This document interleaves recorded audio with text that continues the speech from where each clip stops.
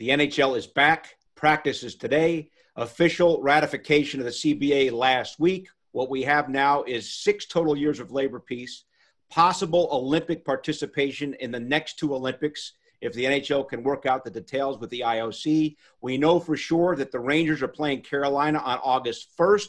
We know for sure that the Islanders are playing the Panthers on August 1st. And we know that they are, Michelle, practicing today. You know, it seems like this could be a very exciting time for the National Hockey League.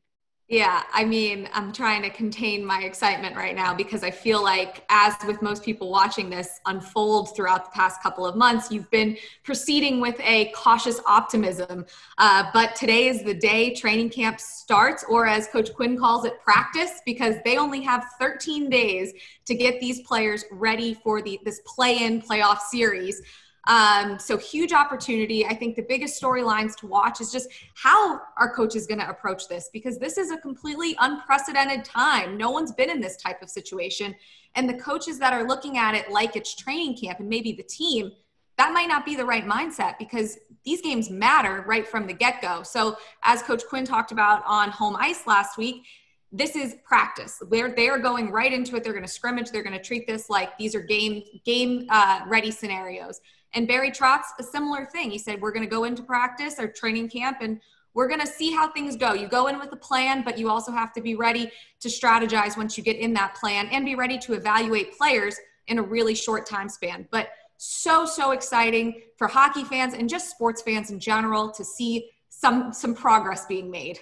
Yeah, 100%, Michelle. And the great thing about this is that sports are back. So the smiles are bigger, the energy level starts to rise, and you have something to look forward to with these teams going back in the practice and training camps. But you made a great point in talking about the evaluation of the players and these coaches trying to see what they have, what shape these guys are in. Can they develop their chemistry so when the restart happens and these games come back, are they ready to really take the next step so they can position themselves for that Stanley Cup? And for the Rangers and the Islanders, they're going to face teams that they had success against in the regular season. So they both are undefeated in those matchups. So this is going to be a situation where they have to understand that, hey, whether if you're the Islanders who were struggling before the season was suspended, hey, can we get things back? Can we kind of retool and find that mojo? Or if you're the Rangers, let's build upon what we had in a player like Artemi Panarin, the bread man, who was having an MVP level type season. So they want to try and recapture that energy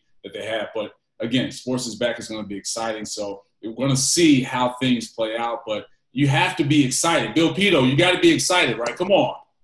Can't wait. You know, it's interesting because Islanders and the Rangers, they're going to be in the bubble in Toronto. And Michelle, you've gotten to know Coach Quinn really well on your home ice show with Steve Alakett here on MSG. And the Rangers coach jokes that life in the bubble is not going to be any different than normal road life for the Rangers because they're so young, they can't go out anyway. So he doesn't think that life in the bubble is going to cause any problems. Yeah, I mean, I think that once again, just that cautious optimism, hopefully that, because we raised the point that, you know, while this isn't a Las Vegas place where you have those types of temptations, a lot of players are from Canada. A lot of players are from the Toronto area. So you have a different type of temptation. You have parents that maybe want to see their kids. You know, you have an old friend that you haven't seen in a long time that wants to invite you to his barbecue.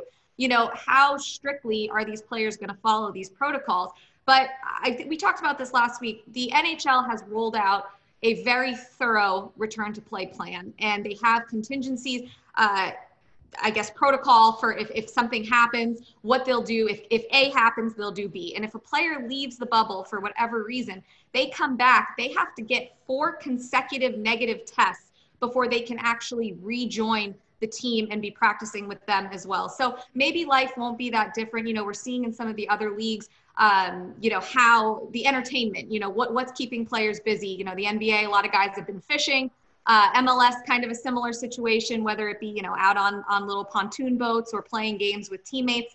You just got to keep them occupied, both mentally, I think, and physically, to kind of let this thing go smoothly.